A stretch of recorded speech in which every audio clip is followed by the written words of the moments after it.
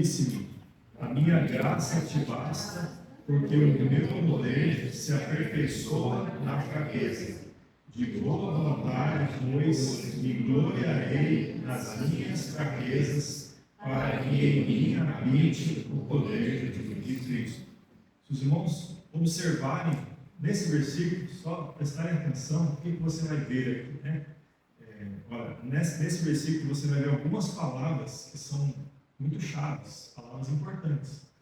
A palavra graça, né? Ela não se repete aqui, mas você vai ver que ela é muito importante. Você vai ver a palavra poder 2 vezes. E a palavra fraqueza ou fraquezas também repetida, né? 2 vezes. Nós vemos, irmãos, que a graça de Deus que basta, ela basta porque o poder de Deus se aperfeiçoa na fraqueza. Então aqui nós vemos também uma conexão entre a graça de Deus e vemos a fraqueza, né? O poder de Deus na fraqueza. Nós vemos um contraste entre o poder de Deus e a fraqueza de Paulo. Paulo é o que está escrevendo esse versículo aqui, né? Paulo é o autor de Coríntios, 1 Coríntios e 2 Coríntios. E aqui nesse capítulo 12, nesse versículo que é bem conhecido, né? Muitos, né? Especialmente se você conhece, familiarizado com a vida de Paulo, você sabe que esse momento aqui foi bastante difícil para Paulo. Você vê esse contraste entre a fraqueza dele e o poder de Deus. E você vê nesse versículo que ele começa demonstrando um pedido de oração, uma tristeza no coração, e ele termina falando que ele está pensando diferente agora. Ele começa falando que ele pediu para Deus, que ele não estava feliz com o problema dele, e no final ele já está contente. Já reparou nisso? Olha para você ver aqui. De boa vontade, pois, me gloriarei nas minhas fraquezas. Então, o que aconteceu? Só nesse versículo aqui, o que mudou para que Paulo estivesse clamando a Deus para tirar um problema e agora ele falou: agora estou contente, já estou feliz. Então, nós só observamos essas palavras nesse versículo. Agora, como que a gente pode entender o que está por trás disso? Para entender um versículo, irmãos, a gente tem que ler o contexto. É o que vem antes e o que vem depois. É como uma carta. Se você recebe uma carta, você não lê só a frase do meio. Você tem que ler a introdução, a data, né? E ler ela inteira e no final vai ter quem escreveu. No nosso caso, nas cartas de hoje em dia, né? Geralmente coloca no final quem assinou, para você entender o que o autor, né? Quem escreveu quer dizer. Paulo aqui, ele quis dizer alguma coisa com esse versículo, mas você tem que olhar o contexto para entender. O que é o contexto aqui? Se você olhar o versículo 7 e 8, leia lá para você ter uma ideia. E para que não me exaltasse pela excelência das revelações, foi-me dado um espinho na carne. Então, só por esse versículo dá para entender que Paulo ele recebeu algumas revelações de Deus. Algumas coisas que ele aprendeu, que Deus falou para ele, mostrou para ele, que não mostra para qualquer pessoa, né?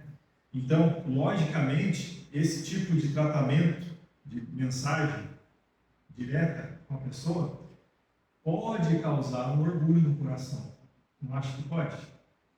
É possível, né? A pessoa achar: olha, eu sou especial, né? Deus falou comigo, diretamente comigo. Não falou para outros, falou comigo, né?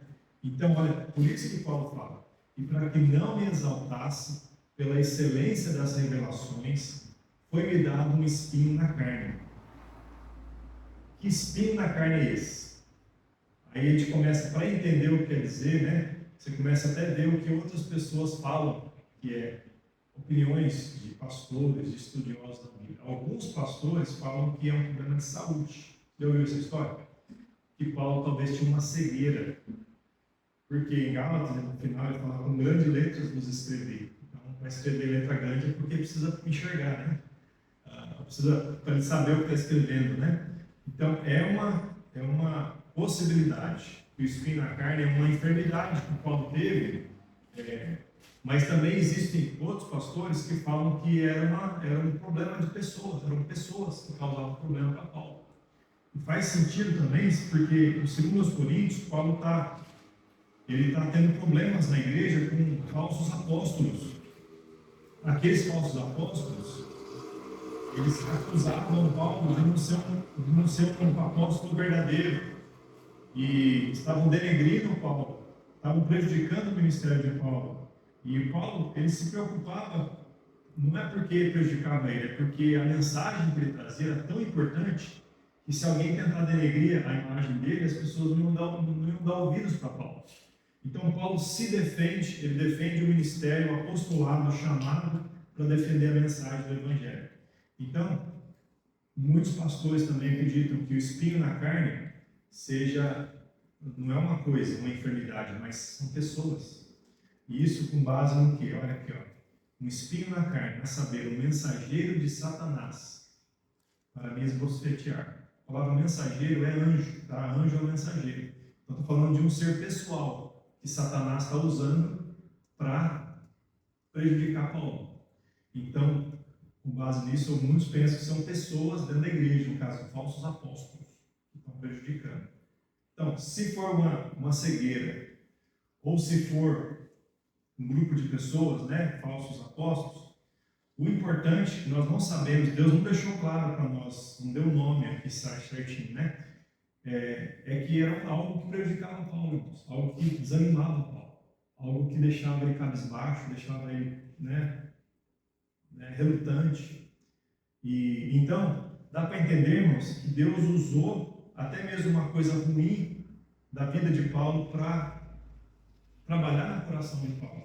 Então, para que ele não ficasse orgulhoso pelas revelações, um espinho na carne foi dado, um mensageiro de Satanás para me esbofetear, a fim de não me exaltar. Então, toda vez que ele pensava, puxa, eu recebi de Deus uma mensagem, aí aquilo acontecia, era como se falasse, para com isso, para com isso.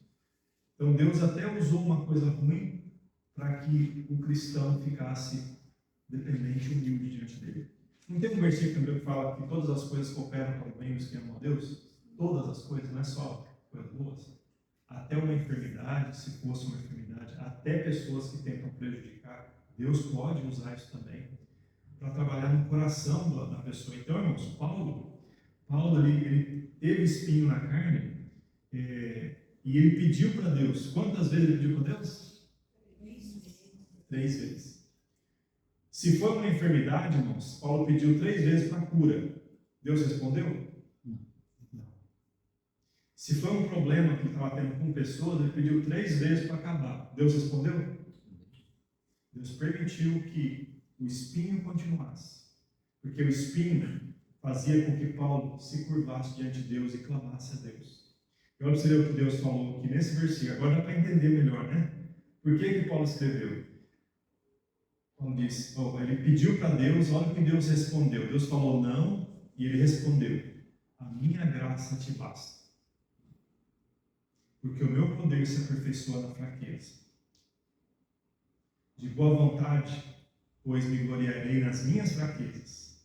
Então Paulo agora muda de opinião, porque Deus falou, olha, a minha graça te basta. Eu sei que você quer cura, eu sei que você quer livramento dos problemas, das pessoas que te prejudicam, mas sabe o que você precisa? E você já tem a minha graça. É isso que você precisa. Irmãos, a gente quer uma coisa para Deus, a gente clama, pede para Deus, a gente acha que aquilo é o que nós precisamos. Lembra que o irmão Daço pediu se podia ler esse versículo, né, irmão Daço? Sobre oração, né? Nosso desejo, não são os desejos de Deus. A gente acha que é bom para a gente tem a nossa opinião, né? Mas Deus sabe o que é melhor. Se Deus falar assim, glória a Deus, e Deus é bom, irmão. Quantas vezes Deus responde e fala assim para a gente, não é verdade? Quantas vezes essa igreja que já dobrou o joelho e pediu para Deus, Deus respondeu? Olha que isso aqui, ó, esse prédio aqui não foi uma resposta de Deus? A gente estava apertado naquele cômodozinho, a gente clamou, parecia que nunca chegava, não acreditamos aqui, né? Glória a Deus. Mas tem coisas que Deus vai falar, não, eu sou suficiente para você. E eu vou usar isso para que você fique mais perto de mim. Você vai me glorificar de uma maneira que você nem imagina quando você estiver mais perto de mim. Paulo, irmãos, ele queria estar pregando para o mundo inteiro. Mas sabe onde ele foi parar muitas vezes? Dentro da cadeia. E da cadeia escreveu as lindas epístolas que hoje nós lemos aqui. A gente não entende por que Deus permite certas coisas na nossa vida, mas quando você se curva diante de Deus, ama a Deus, não importa a situação, louva a Deus, é fiel a Deus, confia em Deus, proclama a Deus, no momento bom, no momento ruim, Deus é glorificado através da sua vida, irmãos. E aí, no final das contas, você aprende, a sua fé é tão madura que você fala, Senhor, sabe uma coisa? Eu sou feliz com Jesus. É isso que importa. Eu tenho tudo. Você pode orar para cura, e vamos orar todos os dias, irmãos. E Deus é bom, Ele pode curar, Ele cura. Mas se Ele falar, a minha graça te basta, já não está ótimo, irmãos. Nós temos o médico dos médicos para toda a eternidade. Lá não vai ter problema, lá não vai ter enfermidade. Mas às vezes, a enfermidade que Deus permite é um espinho para nos fazer estar mais perto de Deus.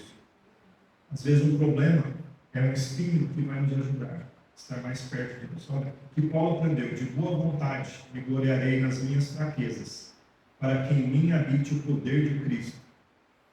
Não sabe quando Deus quer te usar mais? É quando você acha que você não pode fazer as coisas. Quando você fala, eu não consigo, eu não sei, eu não posso. Se disponha nas mãos de Deus. Deixa Deus te usar. Deus vai pegar o que você não é para a glória dele e vai fazer algo lindo. E você vai saber que foi por causa de Deus, não foi por causa de você, foi por causa de Deus.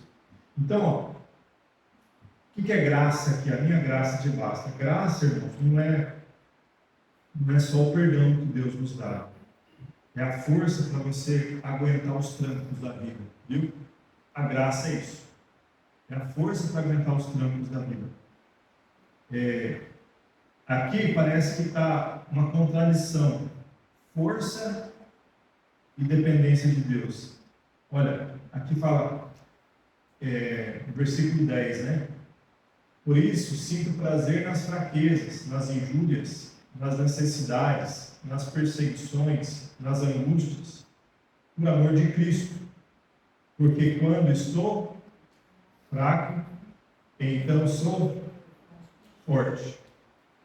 O mundo vê a fortaleza com base na performance, né? Vê para o mundo, né? O poder se mostra na força. Então, quanto mais você fala alto e você tem um desenvolvimento, uma desenvoltura, isso é poder. Isso é poder. Mas para Deus, sabe o que é poder? É quando você põe o joelho no chão. É quando você está em pé, falando alto e grosso. É quando seus joelhos estão no chão e fala, Senhor, eu não consigo. Por favor, me ajuda. Vá na frente, faça por mim. Preciso de Ti. Do jeito que eu precisei para aceitar Jesus, para ter a vida eterna, quando eu me converti, eu continuo do mesmo jeito precisando do Senhor agora. O Senhor é o meu Salvador e o meu Senhor. A Tua graça me basta. Irmãos, é nessa hora que o inferno treme. É nessa hora que o mundo não aguenta. Não é porque você fala alto, é porque você está com o joelho no chão e Deus está junto. Então, Paulo foi muito usado, irmãos. Em um versículo, ele mudou de opinião. Em um versículo. Senhor, me cura, me ajuda. Deus falou, minha graça te basta. Aí ele falou, de boa vontade me gloriarei nas minhas fraquezas. O que eu queria trazer para os irmãos, encorajar os irmãos. Pergunta para você mesmo, o que é um espinho na sua carne? O que é? O que seria um espinho na sua carne? Talvez seria uma enfermidade, né, irmãos? Aquela enfermidade que vem na hora que você não quer. Ninguém quer enfermidade nenhuma hora. Alguém quer ficar doente aqui? Levanta a mão. Ninguém, né? Mas geralmente vem na hora que você não quer, você não está esperando, né? Coisa de surpresa. Deus não foi pego de surpresa. Deus nunca é pego de surpresa. Mas se a enfermidade é um espinho na sua vida, Deus, Ele pode usar isso para a glória dele, amém, irmãos? E a graça dele é presente até nas enfermidades. Então, o que é o espinho? Talvez para você o espinho seria um problema financeiro. Talvez isso te deixe atordoado, faz você arrancar os cabelos da cabeça. Talvez faz você ficar irritado, até machucar, ofender outras pessoas. Talvez seja um problema familiar, uma crise. Eu não sei o que é. Eu não sei o que é o espinho de Paulo, mas era algo que deixava ele muito abalado. O que te deixa abalado? Deus pode usar isso e falar, minha graça. O que você faz? Não queira só acabar com o seu problema, mas queira aprender com o seu problema. Não queira só arrancar. Você pode fazer isso. Senhor, me tira isso de mim. Mas aprenda a falar, Senhor, o que o Senhor quer me ensinar através disso? Ajuda eu a ser melhor. E pare de murmurar, pare de reclamar, muda a postura. Comece a lembrar das bênçãos de Deus na sua vida. Comece a lembrar da graça de Deus na sua vida. Isso vai mudar a sua opinião. Às vezes em questão de um versículo.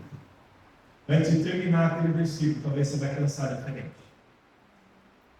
Deus é bom, irmãos. Deus é sempre bom. Faça chuva, faça sol. De dia ou de noite.